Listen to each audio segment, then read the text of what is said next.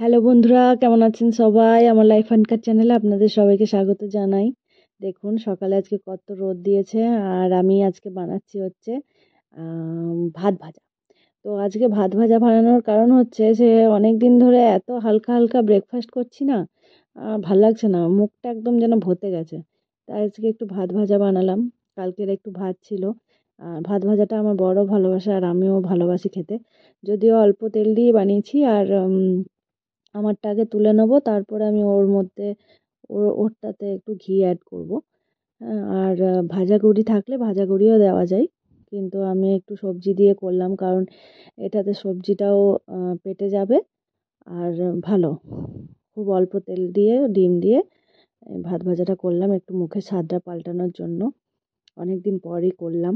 সবসময় না হালকা হালকা খেতে ভালো লাগে না, তাই না?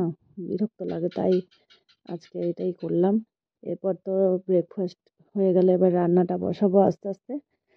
তো যাই হোক, আমার ভাত ভাজা পুরো রেডি হয়ে গেছে।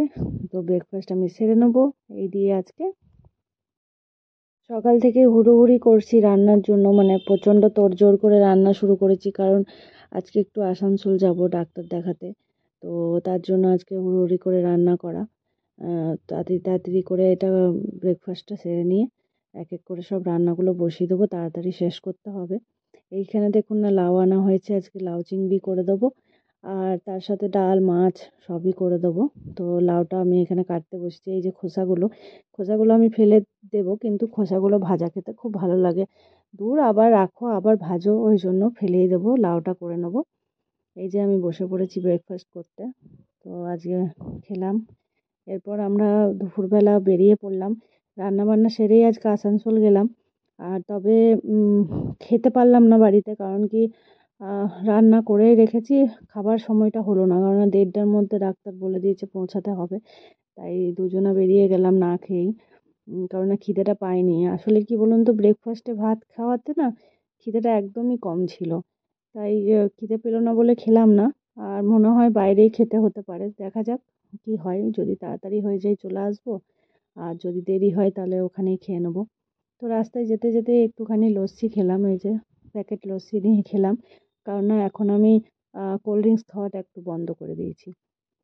ওটা ভালো না কোল্ড ড্রিঙ্কসটা খাওয়া, তার জন্য একটু লস্যি খেলাম। লস্যিটা মোটামুটি ঠিক আছে। তারপরে চলে গেলাম হসপিটালে, ওখানে গিয়ে কিছুক্ষণ বসলাম। সত্যি কথা বলতে এতক্ষণ ওয়েট করতে হয়েছে, অনেকক্ষণ ধরে ওয়েট করতে হয়েছে।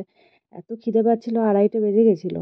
তো আমি টিফিনে একটু চিড়ে ভাজা নিয়ে গেছিলাম, সেই চিড়ে ভাজা খাচ্ছিলাম। দুজন মিলে একটু চিড়ে ভাজা খাচ্ছিলাম। আর তারপরে অনেকটা লেট হয়ে গেল। তারপরে আসার পথে একটা রেস্টুরেন্টে ঢুকে একটু খাওয়া দাওয়া করলাম। তারপরে ওখান থেকে আমরা বেরিয়ে পড়লাম।